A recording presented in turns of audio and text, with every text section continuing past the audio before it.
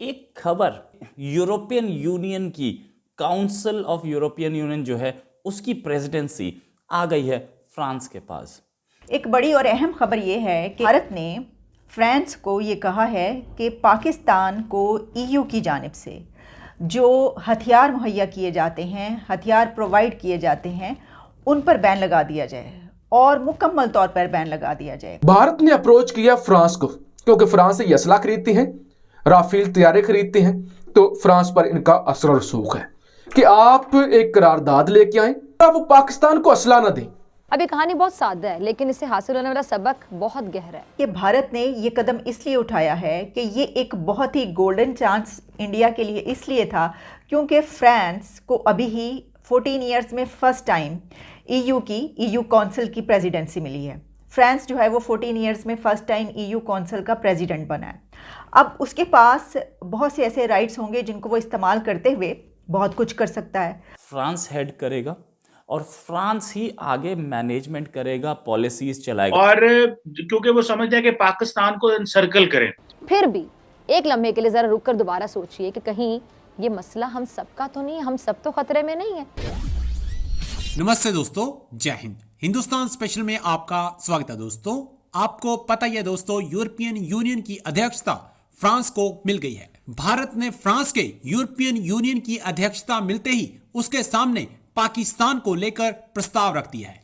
पाकिस्तान क्योंकि शुरू से ही आतंकवाद को सपोर्ट करता आया है, भारत ने फ्रांस से मांग की है कि इस आतंकी देश को यूरोपियन यूनियन की तरफ से की जाने वाली हथियारों की सप्लाई बंद की जाए, क्योंकि पाकिस्तान इसका इस्तेमाल आतंक फैलाने के लिए करता है। अब भारत के फ्रांस के सामने रखे इस प्रस्ताव से पाकिस्तान की परेशानी साफ देखी जा सकती है। पाकिस्तानी मीडिया ये बता रहा है कि फ्रांस से तो हमारे रिश्ते पहले ही सबसे निचले स्तर पर है, और ऊपर से फ्रांस के दोस्त भारत ने उसके सामने ये प्रस्ताव रख दिया है, जो कि हमारे लिए बहुत खतरनाक हो सकता है। So friends, let's start this very interesting video. Thank you so much. एक बड़ी और अहम खबर ये है कि भारत ने फ्रांस को ये कहा है कि पाकिस्तान को ईयू की जानिब से जो हथियार मुहैया किए जाते हैं, हथियार प्रोवाइड किए जाते हैं, उन पर बैन लगा दिया जाए और मुकम्मल तौर पर बैन लगा दिया जाए। इंडिया की तरफ से ये बात कब कही गई, इसकी मैं डिटेल्स आपके सामने रखती हूँ। ये एक बड़ी खबर क्यों है, इसके क्या एंगल्स हैं और इसके कॉन्सिक्वेंसेस क्या हैं, क्या ऐसा होगा और पाकिस्तान की तरफ से इसके ऊपर क्या रिएक्शन आया है, ये भी मैं आपके सामने रखती हूँ। देखिए, पहले तो ये कहा जा रहा है कि भारत ने ये कदम इसलिए उठाया है कि ये एक बहुत ही गोल्डन चांस इंडिया के लिए इसलिए था क्योंकि फ्रांस को अभी ही 14 ईयर्स में फर्स्ट टाइम ईयू काउंसिल की प्रेसिडेंसी मिली है। फ्रांस जो है वो 14 ईयर्स में फर्स्ट टाइम ईयू काउंसिल का प्रेसिडेंट बना है। अब उसके पास बहुत से ऐसे राइट्स होंगे जिनको वो इस्तेमाल करते हुए बहुत कुछ कर सकता है। और इसके अलावा हम ये जानते हैं कि फ्रांस और पाकिस्तान के जो रिलेशंस हैं वो काफ़ी ख़राब रह चुके हैं। अगर आप रीसेंट पास में देखिए तो टीएलपी ने जो फ्रांस और उसके एम्बेसडर को निकालने के लिए जो प्रोटेस्ट किए थे पाकिस्तान में, उसके बाद और उस दौरान हमने देखा कि फ्रांस के जो एम्बेसडर्स थे उनकी तरफ से, वहाँ के पार्लियामेंटेरियंस की तरफ से कुछ इस तरह की बातें की गई और जवाब दिया गया पाकिस्तान को सोशल मीडिया पर ट्वीट्स के ज़रिए। यहाँ से कुछ पार्लियामेंटेरियंस ने जो ट्वीट्स की थी उनका भी उस तरफ से जवाब आया। ये सब कुछ होता रहा तो कोई रिलेशंस इतने अच्छे नहीं रहे। इस वजह से ये कहा जा रहा है कि भारत ने ये सवाल जो उठाया है कि क्योंकि एक तो फ्रांस के पास प्रेसिडेंसी आ गई, वो ये कर सकता है, और वो बाकी तमाम यूरोपियन यूनियन जो है उस पर ये दबाव डाल सकता है, उनको प्रेशराइज कर सकता है। अगर ये फैसला कर ले फ्रांस एज ए प्रेसिडेंट, क्योंकि इस वक्त प्रेसिडेंसी उसके पास है, तो वो बाकी यूरोपियन यूनियन को इस बात पर कायल कर सकता है, उनको इस बात पर ला सकता है कि पाकिस्तान को जो भी हथियार वहाँ से फराहम किए जाते हैं, वेपन्स, उन सब पे पाबंदी लगा दी जाए और वो उन सबको फिर वो मानना पड़ेगा। इस तरीके से जितना भी यूरोपीय यूनियन है वो ये पाबंदी जो पाकिस्तान के ऊपर लगा देगा। अब इंडिया ने ये सवाल कब उठाया, ये मैं आपको बता देती हूँ।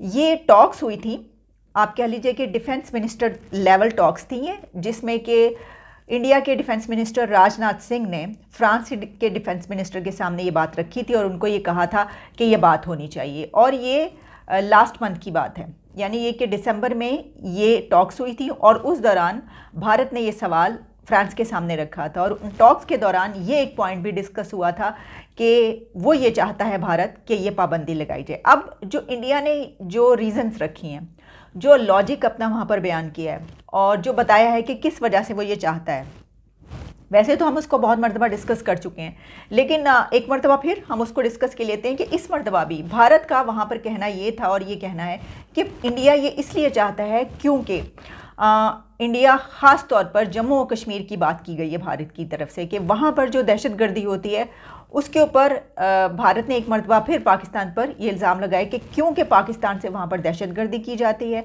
और इसके अलावा ये भी कहा गया कि लाइन ऑफ कंट्रोल पर कुछ जो हथियार मिले हैं, जो दहशतगर्द मिले हैं, उनसे जो हथियार मिले हैं वो यूरोपियन साख्त के हैं, यानी वो यूरोप से ही प्रोवाइड किए गए। तो क्योंकि पाकिस्तान को इटली की तरफ से एक बड़ा, आप कह सकते हैं कि अगर सबसे बड़ा defence support provider European union की तरफ से कोई पाकिस्तान के लिए है तो वो इटली है। अब इसमें ये भी याद रखिएगा कि इससे पहले पास्ट में भी ईयू ने इंडिया को ये एश्योरेंस दी थी, ये एश्योर करवाया था कि पाकिस्तान को जो हथियार दिए जाते हैं या पाकिस्तान यूरोपीय यूनियन से जो हथियार लेता है उनके ऊपर पाबंदी लगाई जाएगी, बैन लगा दिया जाएगा। पहले भी एश्योरेंस दी जा चुकी है, लेकिन अब उस पर मुकम्मल तौर पर अमल दरामद क्योंकि नहीं हो सका और यूरोपीय यूनियन ने ये कहने के बावजूद ऐसा नहीं करके दिखाया, तो फिर भारत को एक मरतबा फिर ये सवाल उठाना पड़ा।